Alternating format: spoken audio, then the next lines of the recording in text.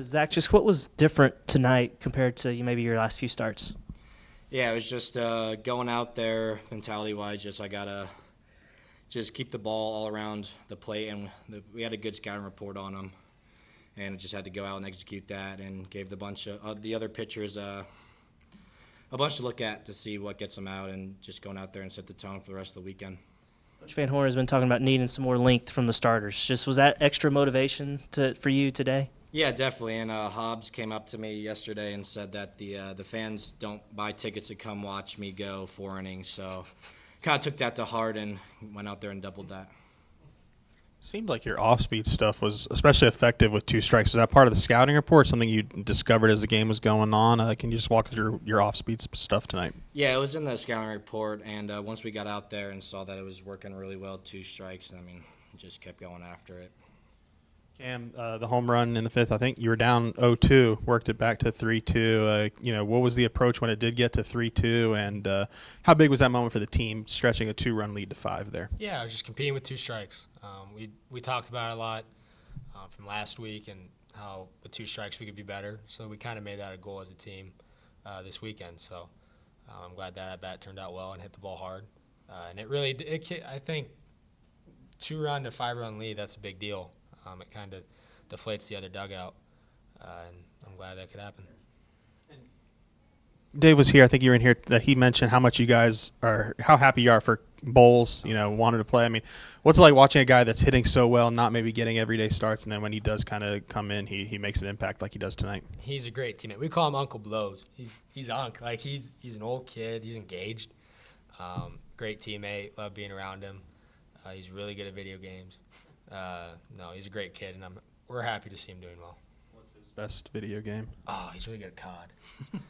Call of Duty. He's really good at Call of Duty, but no, he's a great kid.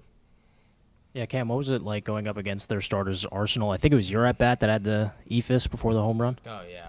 It was like a wiffle ball pitch. It's hard to prepare for guys who can throw multiple pitches in the strike zone. When they can command it and do what they want with it, it's like Coach Van Horn said, you kind of just sit a zone. You sit a zone and you kind of have your eyes focused there, and if it's not there, just don't swing. Easier said than done. But, no, he's a great pitcher, and we got to him, and that was a good night. Yeah, and Zach, for you, I think this is the fourth time that you've hit 10 strikeouts. I guess just what's the pattern in those outings that you're just able to land that breaking pitch? And, yeah. 11, sorry. Yeah, it's just being able to throw multiple pitches in the zone and keep them guessing. Like when I don't have a pitch or two in an outing, it's easier to hit. And when I have everything working, obviously I gotta sit on more pitches. So just being able to throw multiple pitches into the zone and get ahead early. That was the scouting report. They don't really swing at the first pitch, so strike one. In the scouting report, strike one was the most important pitch. So just getting to strike one as fast as I can really just opened up so I could do anything. Yeah, maybe this is odd to ask, but is this the first time that you've had sort of the cup therapy on your arm? No, it's just I had it. Day shorter rest, so got some more treatment. Like I usually get cups, but not really as much. It goes all the way down, so. Y'all sense a little more energy in the park? This is Texas. Yeah. Y'all probably know what it means here. Yeah. No, there were so many fans here. I went to class this morning, and I was driving at 7:30, and there's just tents lined outside of the hog pen, and it's just a fun atmosphere to play in. A lot of great fans, and it's fun atmosphere to play in for sure. Yeah, and I was warming up, and Coach Hobbs came up to me and said, if you can't get up for this game, then I can't really help you out there.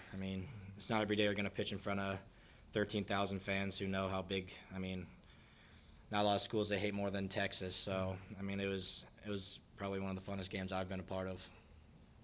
Coach Van Horn said y'all had a practice Tuesday that was a little different, kind of a team atmosphere, everybody together.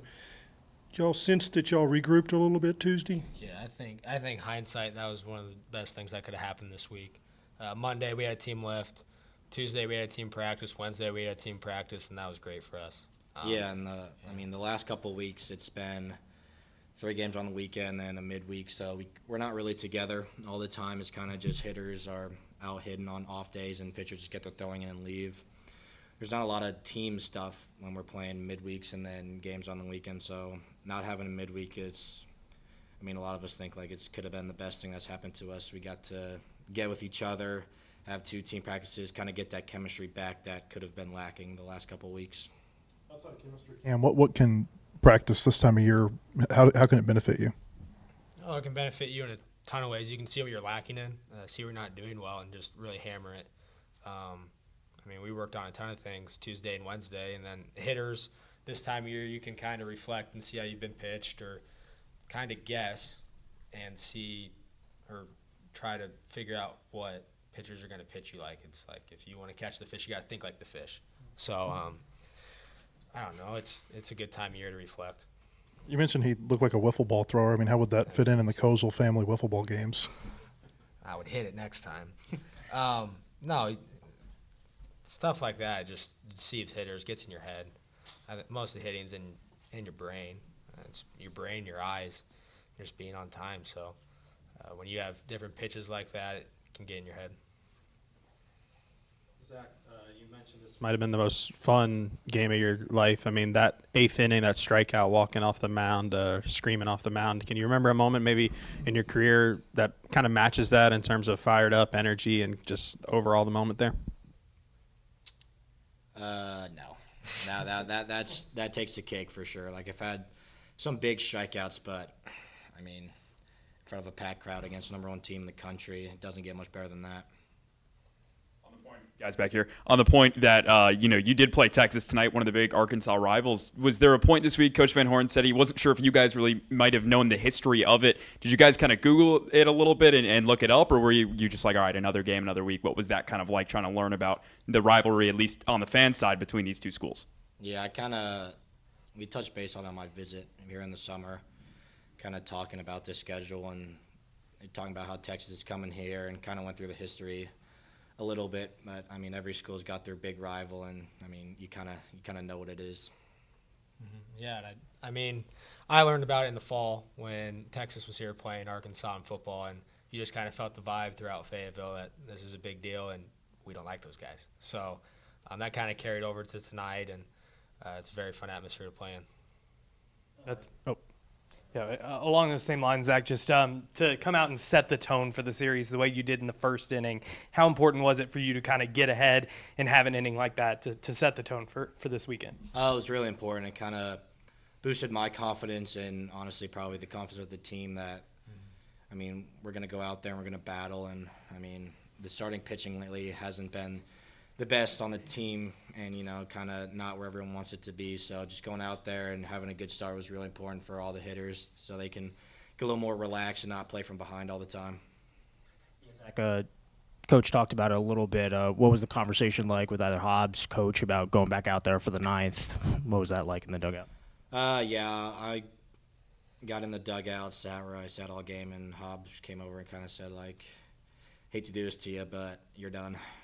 It was a little more loving than that, I guess is the right word. But got a hug, and that's about it. Did you say you wanted to go back out? Or? No. I mean, I told him after the 16, I got 3 more, and, the pitch count was kind of up there. And, I mean, we're up 9-0. There wasn't really, not really a need. Okay, what was your perspective watching Zach tonight? What did he look like? What's it like playing behind him like that? It's fun playing defense behind a guy who throws a lot of strikes. That's what Zach does. He attacks the zone. He was getting ahead of so many hitters, getting quick outs, and it's extremely fun to play defense behind that. I know a lot of attention goes to Bowles, but Reese Robinette also got a spot start tonight. What did you think of the way he had a hit and made a nice catch over there? Just what did you make of him? He's another great kid. He loves to hunt. Easy to talk to him about that. He's just a great kid. He's an older kid, been in the program. You're happy for kids like that who just kind of stuck with it, and blue-collar kids who just put their nose down and grind, and that's what Reese Robinette is, and we're extremely happy for him. It's time to head to the track as the first leg of the Triple Crown, the Kentucky Derby, is here. BetOnline is the world's most trusted betting platform and your #1 source for all your Kentucky Derby info and sports betting action. With the largest selection of odds on everything from the NBA and NHL playoffs to the MLB and UFC and boxing, BetOnline has you covered for all your online wagering information. In between games, head over to the BetOnline Casino with all the top Vegas-style games, including poker and live casino. BetOnline, the game starts here.